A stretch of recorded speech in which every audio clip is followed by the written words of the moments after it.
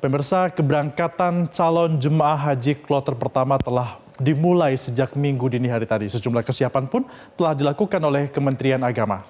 Lalu bagaimana antisipasi dari Kementerian Agama dalam menghadapi ibadah haji tahun ini? Kita akan membahasnya bersama juru bicara Kementerian Agama, Ana Hasbi. Selamat pagi, Bu Ana. Selamat pagi, Bu Ana. Selamat pagi, Mbak Marcelina dan Mas Febrian. Ya, Bu Ana, untuk kesiapan dari ibadah haji tahun ini, apa saja yang sudah diberikan dari pihak Kementerian Agama untuk para calon jemaah haji?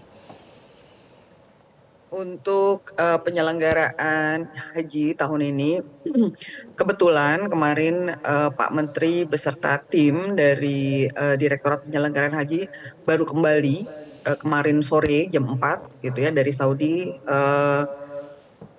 Kebetulan beliau bersama tim baru saja melakukan pengecekan akhir terhadap kesiapan para petugas dan kesiapan seluruh sarana dan prasarana di sana.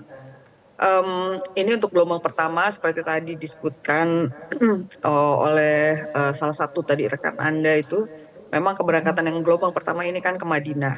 Jadi memang kemarin yang dilihat adalah kesiapan misalnya akomodasi di Madinah gitu.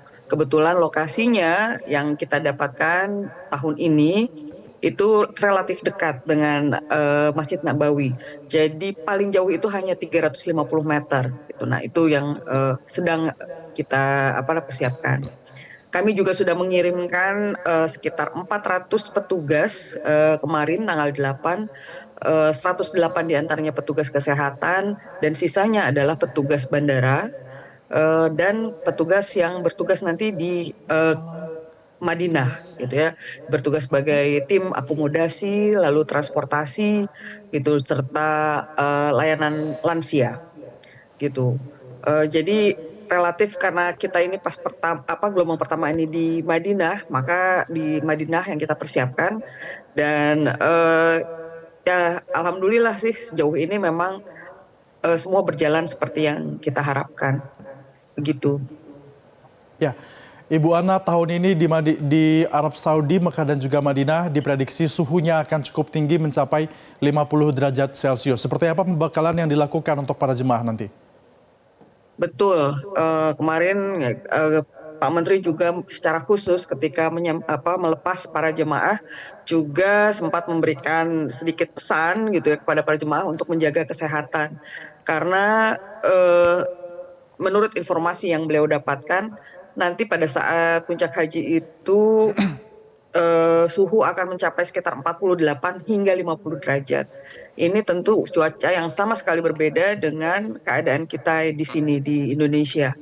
Maka biasanya kami sudah dari awal ketika para jemaah haji ini kami terima di embarkasi, kami sudah menjelaskan gitu pada keluarga, pada jemaah haji sendiri untuk pertama-tama itu menjaga kesehatan.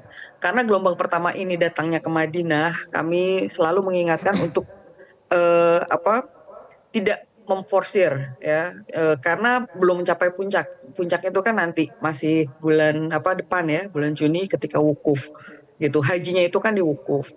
Jadi kami selalu menyarankan kepada para jemaah untuk sekarang ini menjaga kesehatan, asupan gizi, lalu juga minum yang teratur karena biasanya itu penyakit yang paling banyak itu diawali dengan dehidrasi. Nah, dehidrasi itu bisa menyebabkan penyakit-penyakit lainnya gitu ya, bisa ada demensia gitu dan ada penyakit-penyakit yang berbahaya kayak heat stroke gitu kan. Nah, jadi kami selalu mengajarkan gitu ya ketika staf rekan-rekan kami yang di daerah ini berbicara dengan calon jemaah haji, ini hal-hal ini sudah disampaikan gitu kepada para jemaah haji. Misalnya untuk minum setiap jam gitu. Lalu tentu saja membawa perbekalan obat. Sementara untuk tim kesehatan sendiri seperti tadi saya sebutkan 108 sudah ada yang ada di sana di Madinah. Lalu nanti akan ada tim kesehatan lainnya lagi dan ada tim kesehatan yang mendampingi setiap kloter biasanya. Baik, Bu Ana, kita masih akan lanjutkan perbincangan, tapi kita harus jeda terlebih dahulu. Pemirsa, tetaplah bersama kami di Metro Pagi Prime Time.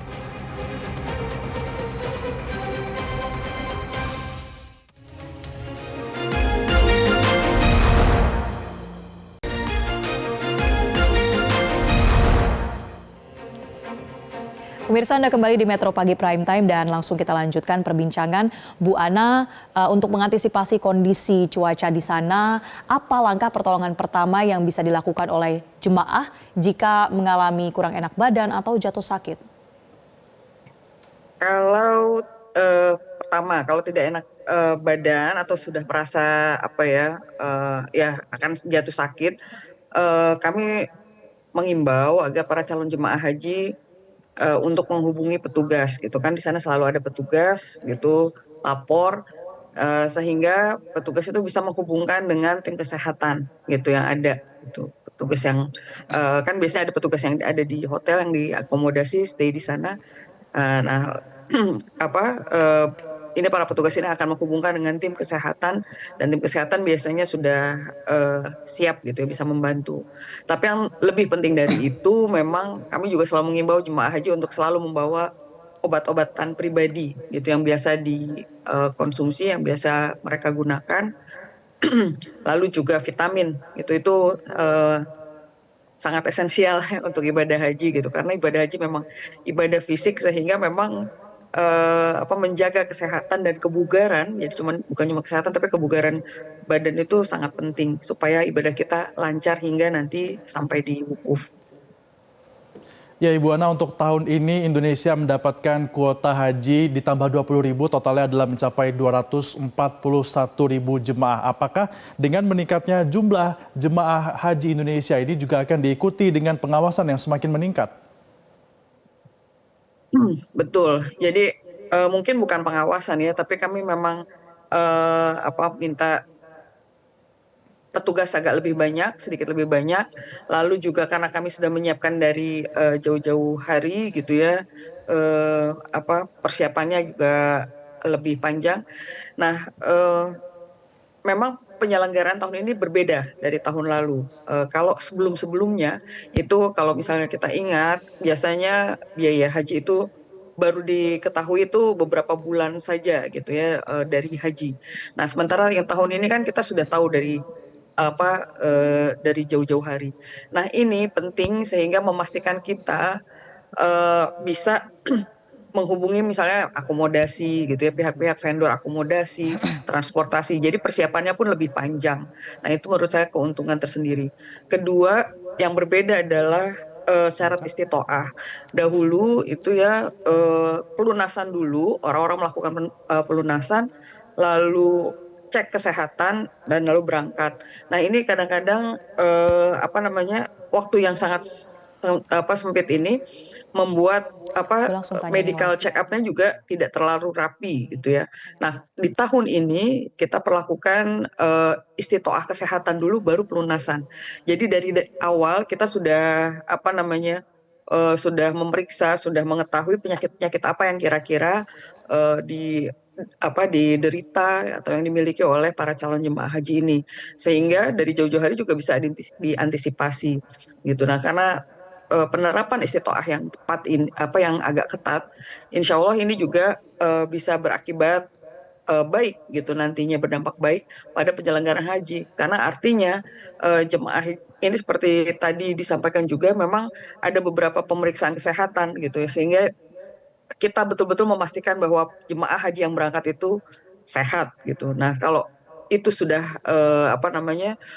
sudah semuanya sudah sehat, itu biasanya yang lainnya agak jauh lebih gampang gitu ya. Jadi lebih buat buat kami itu eh, cukup membantu sekali untuk penyelenggaraan haji agar lancar. Baik, Bu Ana, Kementerian Agama sebelumnya menjamin bahwa haji ini akan ramah lansia yang menjadi mayoritas. Nah, apa bentuk perhatian khusus yang diberikan untuk lansia?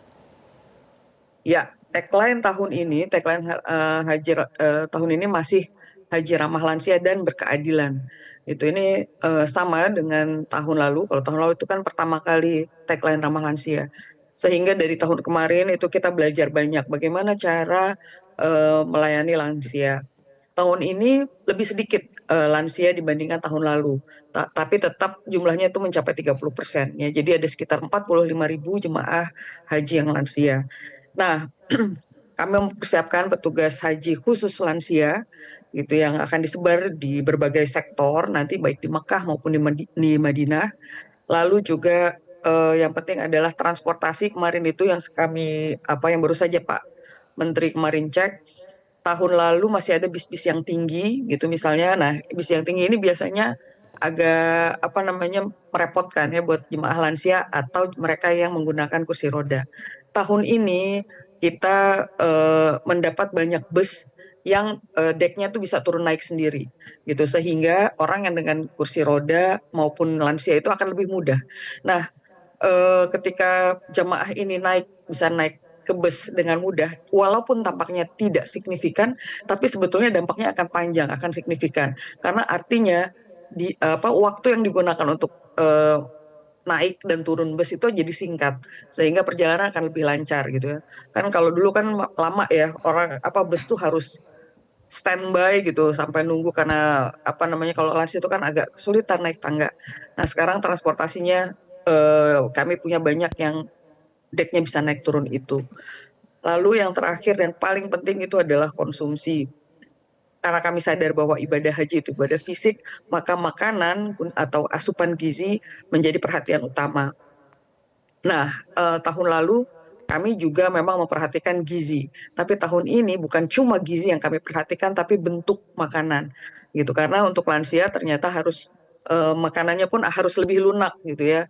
Yang standarnya bukan pakai standar kita gitu sih kita, tapi memang ada standar yang lansianya sendiri. Sehingga nanti kita menyediakan makanan alternatif gitu. Kalau misalnya makanan yang ada ini tidak bisa dikonsumsi. Jadi ada makanan berupa bubur atau telur atau ya pokoknya makanan lunak lainnya. Gitu.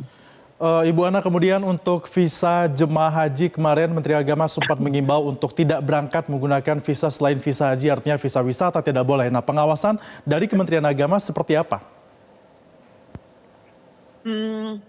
Kalau dari pengawasan Kementerian Agama itu memang agak sulit. Tapi di sana itu gini, orang yang bisa memakai visa turis, visa ziarah itu mungkin dia akan bisa masuk ke Saudi Arabia. Gitu karena dia visanya itu kalau visa turis itu sama seperti kita mau masuk ke Eropa gitu negara Schengen atau visa ke Inggris gitu ya itu berlaku untuk semua bukan untuk muslim saja jadi biasanya mereka bisa mungkin masuk ke Saudi gitu tapi dia mungkin sampainya Jeddah atau di Riyadh atau di Taif tapi untuk masuk ke Mekah itu mulai tanggal 7 kemarin itu sudah ada checkpoint, ada pos-pos pengecekan visa. Yang boleh masuk ke Mekah itu hanya yang visanya visa haji. Visa haji itu kan jelas ada bedanya antara visa haji dan visa yang turis dari warna gitu dan ada dari kodenya pun ya ketika diperiksa gitu kan tidak ada di dalam sistem maka orang-orang ini nggak boleh masuk ke Mekah gitu. Jadi makanya kami selalu mengimbau kepada para calon haji untuk berhati-hati apabila ada tawaran visa katanya visa haji atau visa ziarah gitu bisa ke Arab gitu dengan visa ziarah ya memang bisa gitu mungkin mereka bisa sampai Jeddah sampai Riyadh tapi artinya mereka tidak bisa masuk Mekah gitu nah ini sayang gitu udah jauh-jauh ke Mekah ke Arab tapi nggak berhaji karena namanya visa turis gitu kan visa turis itu mereka bisa aja mereka ke mana gitu ke Al-Ula mau ke Taif atau ke Riyadh gitu. Tapi kan kita kalau umroh dan haji ya harus di Mekah gitu kan harus di Arafah gitu. Nah masuk Mekah aja nggak bisa apalagi nanti kita mau ke Arafah gitu. Itu sudah ada checkpoint kemarin. Kemarin pun tim dari kami gitu ya yang mendampingi Pak Menteri juga bercerita gitu mengalami pengecekan. Bayangannya begini, kalau dari Jeddah ke Mekah itu di suasana normal, artinya bukan musim haji, itu paling 1 atau 2 jam. Itu bisa sampai 1 jam lah, karena dekat. Tapi kemarin ini, selama musim haji, itu bisa masuk sampai 5 jam, karena ada pos-pos pengecekan. Nah, kalau ada yang mencoba melanggar gitu, dan ketika mereka sampai ketahuan melanggar, itu sanksinya berat. Pertama ada 10.000 rial, gitu ya, lalu mereka akan dideportasi. Nah, dideportasi lalu mereka akan di blacklist selama 10 tahun. Mereka Oke. tidak boleh masuk ke Arab Saudi. Jadi ke Arab Saudi pun nggak Baik. boleh, apalagi ke Mekah. Nah, ini sebetulnya sudah ditulis di websitenya mereka, di website Kementerian Haji dan Umroh atau di X itu boleh Ya. dicek, gitu ya. Jadi kami Baik, Bu menyampaikan Ana, ini. artinya pengawasan ini akan terus ditingkatkan dan juga segala himbauan sudah diberikan oleh pihak Kementerian Agama juga. Kita harapkan penyelenggaraan ibadah haji tahun ini bisa berjalan lancar. Terima kasih juru bicara Kementerian Agama, Bu Ana Hasbi telah bergabung bersama kami. Jelajahi cara baru mendapatkan informasi. Download Metro TV Extend sekarang.